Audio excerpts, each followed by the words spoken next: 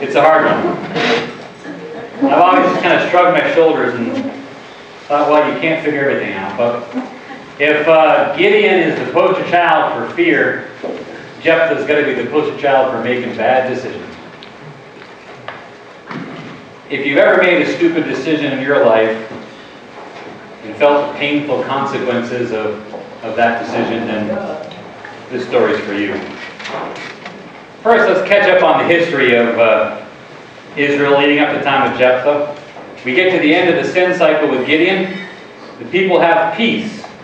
Chapter 8, verse 28. The land had rest 40 years in the days of Gideon. But it seems to not last very long.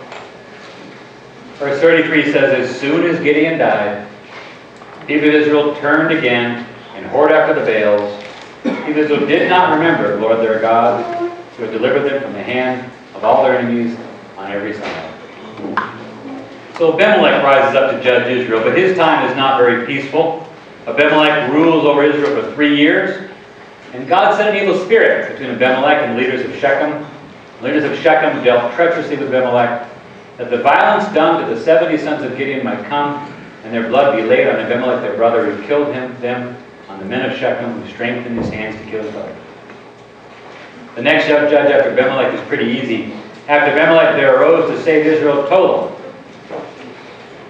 and he judged Israel 23 years. That's it. That's all we know about Tola. He judged Israel for 23 years. After Tola comes Jair, the Gileadite, who judged Israel 22 years. He had 30 sons who rode on 30 donkeys. They had 30 cities, which are in the land of Gilead, and Jair died and was buried in Canaan. So Jair judges Israel for 22 years. We read he had 30 sons, which kind of implies he had some time on his hands. And it was probably a pretty peaceful time. Donkeys are used in peace, for farming and things like that. Horses are for war, donkeys are for peace. So I think things were pretty quiet during the times of Jair. But not for long. In verse 6, we see Israel again did what was evil in the sight of the Lord. The anger of the Lord was kindled against Israel, and he sold them into the hand of the Philistines and into the hand of the Ammonites. And something strange, something kind of unique happens. Without a spiritual leader to guide them, without someone to cajole them and encourage them and push them, they still repent on their own. Jair is gone, and people are living lives of evil continually and serving just about every god around them. And yet, in verse 10, the people of Israel cry out to the Lord, we have sinned against you, because they have forsaken our God and have served the Baals. Somehow, though, it must not be the same without a leader, because God doesn't accept it. God says, go and cry to the gods you've chosen. I will deliver you no more. We see an interesting lesson here, an important point. If you're not getting the answer that you want, you ask again. Verse 15. People said to the Lord, we have sinned. Do to us whatever seems good to you. Only please deliver us. So they put away the foreign gods from among them and served the Lord, and he became impatient over the misery of Israel. So this time it works. I know that the King James says that God's soul was grieved over the misery of Israel. I love that picture you see there of God being grieved over their misery. Notice they do something different this time. It seems they, this time, put away the foreign gods. So they had appealed to him before, we have sinned, save us. But I don't think they really put away those gods. Now they come to God and they make the best effort to try to clean their life up. And God hears them. So now the time is right for another heroic chapter in the history of Israel. And enter Jephthah. But Jephthah doesn't come into this world normal, does he? Look at the strange life of Jephthah. Jephthah the Gileadite was a mighty warrior, but he was the son of a prostitute. Gilead was the father of Jephthah. So Gilead had spent some time with a prostitute. They had a son, and Gilead had taken him into his house. He lived with him. And Gilead had a wife, and she also bore him sons. Sounds like a recipe for disaster, doesn't it? If anyone's ever grown up in a mixed marriage, and you've got his kids, her kids, and their kids, you may have experienced some of what Jephthah went through. It's hard for people to get along. It's hard for children especially to get along. And it would have been known where Jephthah came from. When his wife's sons grew up, they drove Jephthah out. They said, "You shall not have an inheritance in our father's house. You are the son of another woman." Verse 3 says, Jephthah fled from his brothers and lived in the land of Tob, and worthless fellows collected around Jephthah and went out with him. This is not the son that you want to be thinking about when you're laying in bed. You wake up at 4 o'clock in the morning and your thoughts turn to your children. You think about Jephthah, the one born of a sinful mistake on your part, the one derided and ridiculed by your real kids, kicked out of the house and you didn't put your foot down and stop him. Kicked out of the house, and now he's living off somewhere in the woods, and worthless fellows collect around him. I said that Jephthah is the poster child for bad decisions. Look where this man is right now. Just take a look at this story of Jephthah, the child of a prostitute, clearly a bad decision on his father's part. In our culture, it's common for men to have affairs. Marriages are destroyed, and often new marriages form.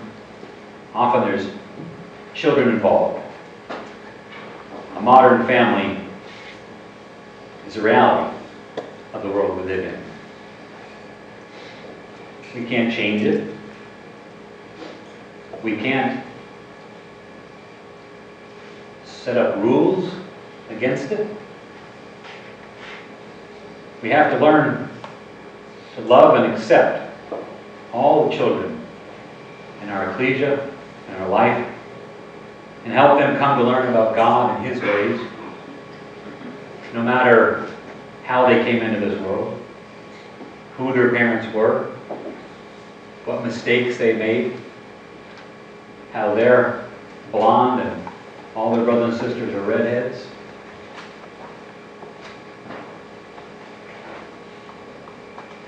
We have to make them feel loved. Not feel like we're trying to drive them out of the house of the Lord. To try to make them feel like they don't have an inheritance in God's house. It's tough. I think that's an important part of our life as an ecclesia. It wasn't the case in the time of Jephthah. He wasn't loved and accepted by his brothers and sisters. He was rejected by his own brethren. It's a common theme among the righteous, you'll notice. Being rejected by your own brethren. So Jephthah kind of becomes an outsider. And worthless fellows collect around him. The kind of men that your mother warned you about. The kind of men that your father wouldn't let you hang out with. Told you not to spend any time with those boys.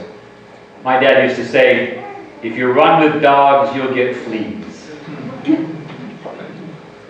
Jephthah had been driven out in the wilderness by his brethren, and he's become kind of a Robin Hood, surrounded by a motley crew, and probably up to no good. A little bit of stealing hair, a little bit of robbery. You wonder what complications arose in his life because of the poor decisions he'd made. What compromises was he forced to make? What situations did he find himself in that he really wished he didn't have to be in? When you make bad choices, when you head down a wrong road, it brings consequences. It brings complications. It brings other choices that you're forced to make that most people don't have to make. Most people aren't having to face these kind of choices. You're having to make other choices. And now, how you decide, what you decide to do then affects the future even further. Are you going to continue to make poor choices? Or are you going to turn and make a good choice? So the Ammonites come up and they begin to literally crush the Israelites. The Israelites have no one to help them. They have absolutely no one to help them. They can't find anyone to help them. Who's been helping them all along? But they don't turn to God. In desperation, they are so hard up, they call to Jephthah. The same brethren who kicked him out of the ecclesia and told him he could have no part in their religion, they now need his help. His response is in verse 7. He says, "Did you not hate me and drive me out of my father's house? Why have you come to me now when you're in distress?" You notice how Jephthah really doesn't hold a grudge for too long. He says what he has to say, and then he moves forward. He begins to help them. He makes plans to help them. He negotiates for their good. He says, "Make me your permanent leader, and I'll agree to help you out." It's a good example for us. Sometimes in our lives we kind of find ourselves on the outs with brothers and sisters in the ecclesia, or maybe our family, or maybe people at work. Maybe we've been pushed out because we're a little different, or because we're not looking at things the same way they do. There's no value in holding a grudge. There's no advantage, there's no benefit in us sulking over that. It hurts you more than it hurts them. Do what you can for the good of others, and don't worry about yourself. So with no options left, the people of Israel agree to Jephthah's negotiation. And look what kind of man Jephthah is. In verse 11, he went with the elders of Gilead, and the people made him head and leader over them. And Jephthah spoke all his words before the Lord at Mizpah. He makes a vow. He takes him to the sanctuary at Mizpah, and he ratifies this covenant before the Lord. He doesn't want them to think it's just, something is his word against their word. He wants us to be before the Lord. Consider a bit the character of a man who was treated horribly by his brothers and sisters, and despised and rejected by his own family. He's able to live in such a way that they still respect him. And they call him back and agree to have him become their leader. If you've been mistreated, if you've been put in a bad situation, you can live in such a way, honorably and right before God, that the people will eventually turn to you and say, "You were right. You need to come. We want you back in fellowship. We want you to be a leader, a spiritual leader in our ecclesia." And instead of rubbing in their noses and watching them suffer the consequences of their action, which he could do, he could say, "No, you guys didn't help me out, and I'm not going to help you out." Instead, he accepts. His love and concern for them was greater than his pride. That's a good one for me to remember. I need to have love and concern for God's brothers and sisters. And I need to do so. It needs to be more important to me than where I stand in that situation, what I get out of it, what my pride is, how my feelings have been hurt.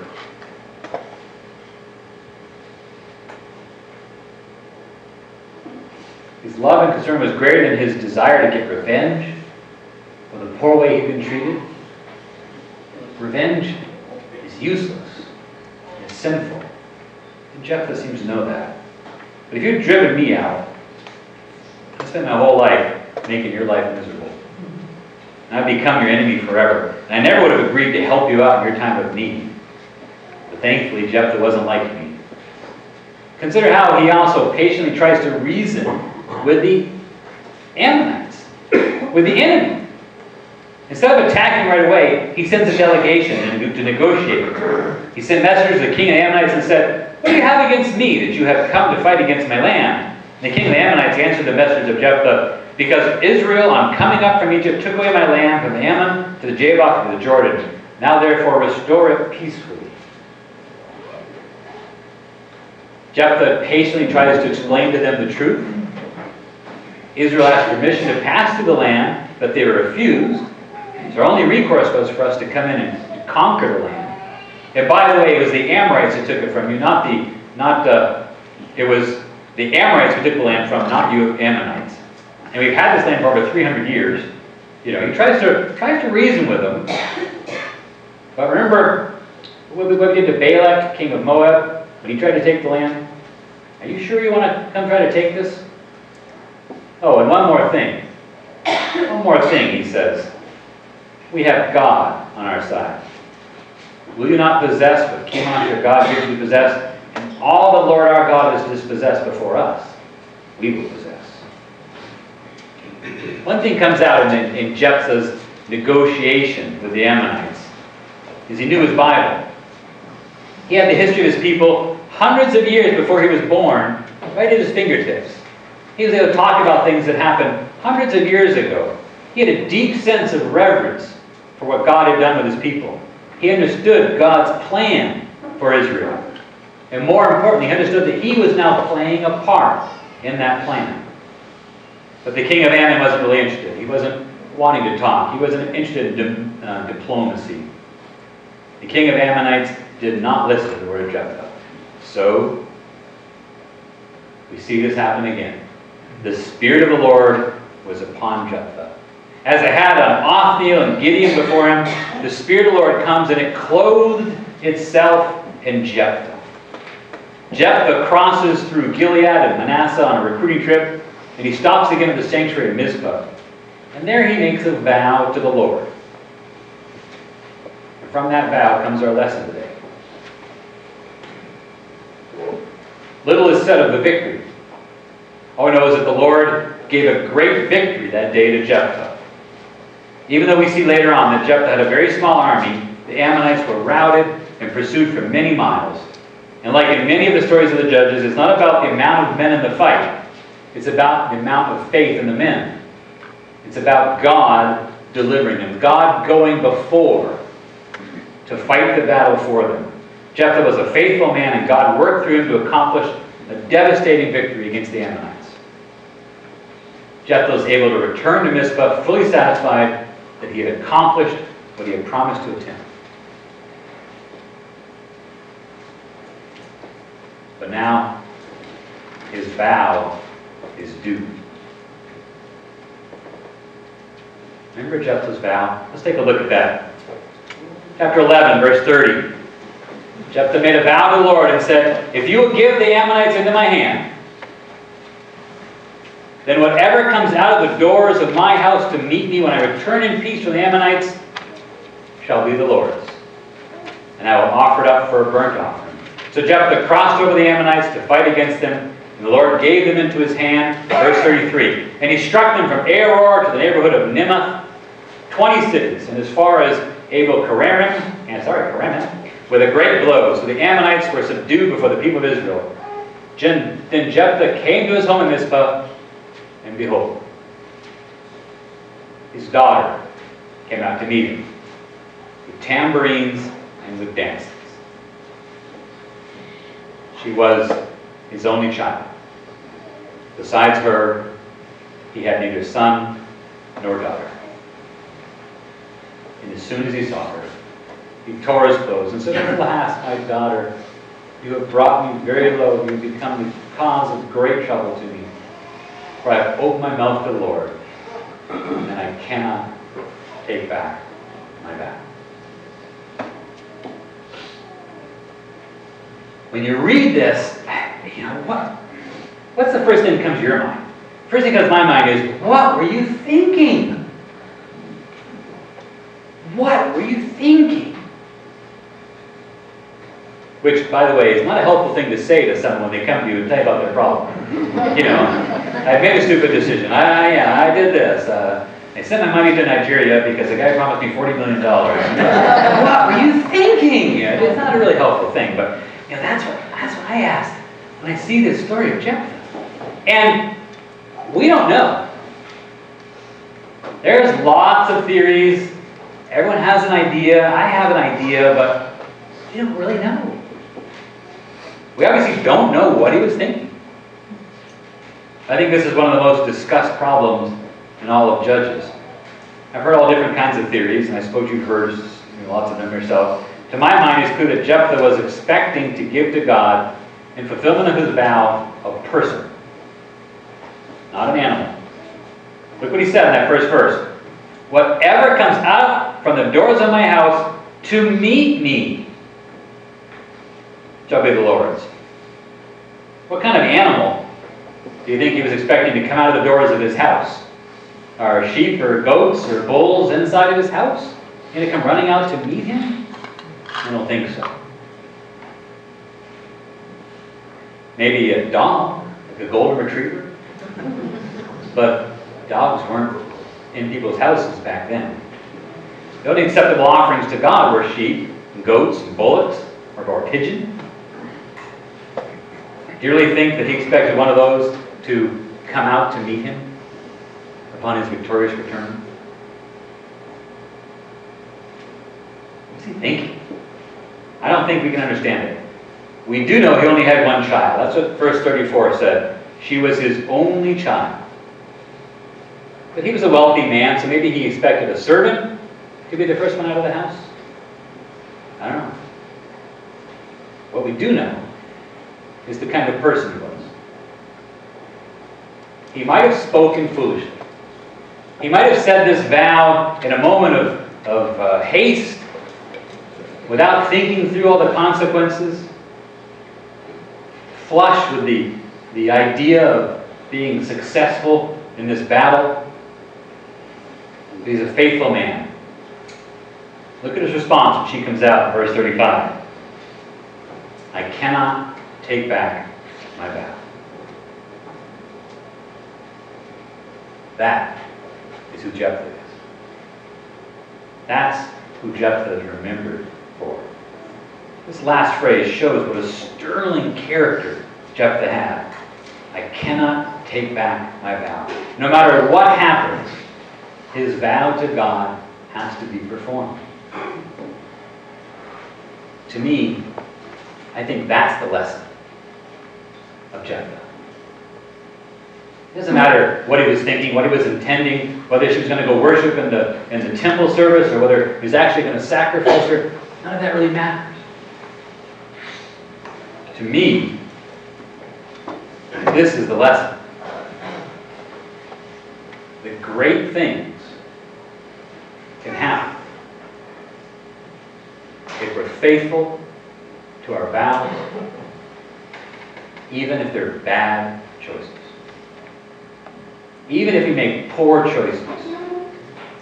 And we all do. Every one of us make bad decisions from time to time. Often it's because we're wanting something we can't, with me, it's often because I'm wanting something I can't afford. So I make a bad decision and I have to live with the financial consequences of that decision. Sometimes it's because we want to show off to someone or impress them with how great we are, or how smart we are. And we agree to something we never should have got into in the first place. Sometimes it's not a sinful thing at all. Sometimes it's just plain stupid. You just do something without thinking. Whatever the circumstances, when we find ourselves in the same position as Jephthah, and out of the house comes bounding your only daughter with her arms outstretched to greet you, and your heart drops into your stomach. The next thing you say is what matters the most. We all say stupid things. We all make bad decisions, make poor choices in our life. We've all made commitments that we didn't really want to make and we don't really want to live up to. The question is what you do next. I love what David says about this concept. He was familiar with this. Look what David writes in Psalm 15. O Lord, who shall sojourn in your tent? Who shall dwell in your holy hill? He who walks blamelessly and does what is right and speaks truth in his heart. Amen. Who does not slander with his tongue, and does no evil to his neighbor, or takes up reproach against his friend. That's right. In whose eyes a vile person is despised, but who honors those who fear the Lord. Who swears to his own hurt and does not change. Does not put his money out at interest and doesn't take a bribe and is innocent. He who does these things shall never be moved. Keeping your word is easy when it's easy. When I promise you $1 because the Cowboys beat the Indians, or whatever sport that is. When I promise you $1 and it was a stupid thing to do, and you win, and you come to me for your $1, it's easy.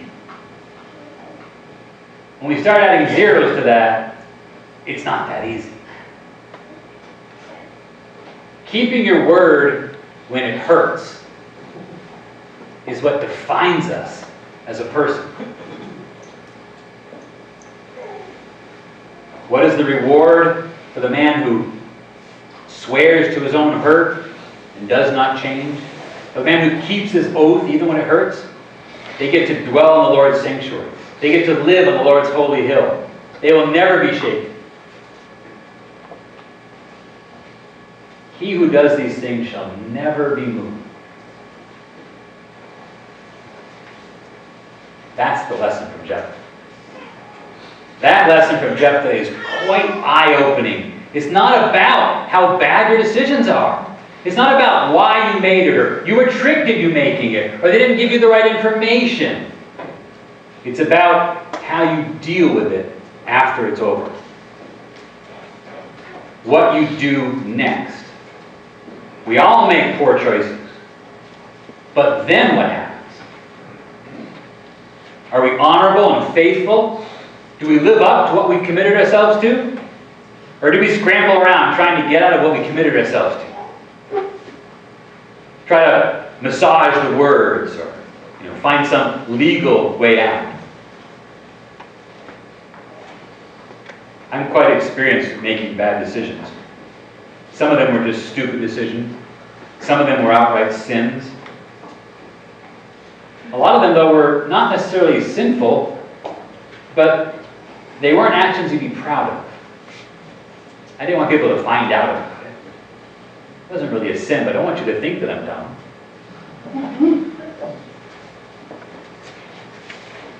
But then when it goes all pear-shaped and everything that could go wrong goes wrong, that's when I can turn it into a sin, faster than you blink an eye. The actual poor choice that you made may not be that big of a deal in the end, but when you go through all kinds of machinations to avoid the consequences of your poor choice, that's when sin comes knocking at your door. Remember David and Bathsheba? He's not the first man ever to sleep with another man's wife. It's not unheard of. It's not like it had never happened before.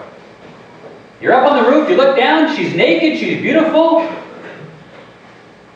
I understand.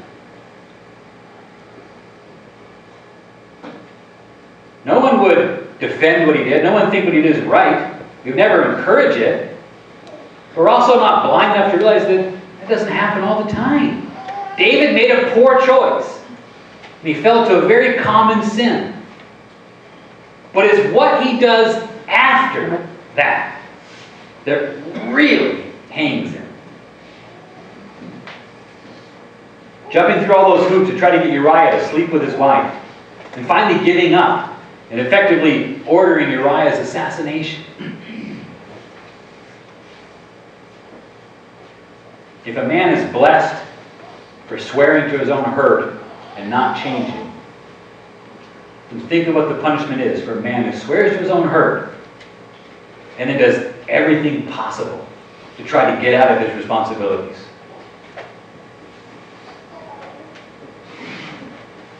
I've been thinking a lot about something that's very common in our society now: bankruptcy. I can fully understand a brother and sister who make honest commitments, then have terrible circumstances befall them outside of their control, and in desperation have to turn to a legal vehicle like bankruptcy. I don't think it's right, but I can understand it. But in California, for the past 5 years, the situation's been much worse than that. In California, people who haven't lost their job, who haven't gotten sick, haven't had any unforeseen large financial responsibilities put upon them, have been filing for bankruptcy. Our housing market went south hard. And people realized that the house that they had pushed and reached way beyond their means to purchase for $800,000 is now only worth $420,000. And their $640,000 loan seems unreasonable. They're still working in the same job. They still have the same expenses. They can still make the mortgage payment like they have for the past 4 years. Sure, it's tough because they made a poor decision. They were reaching too far when they bought the place. They didn't leave themselves enough room in their budget to really enjoy life. But the numbers are still the same. But they claim economic hardship. They stop making payments on the loan. They declare bankruptcy. And they walk away from the mortgage and stick the bank with the loss.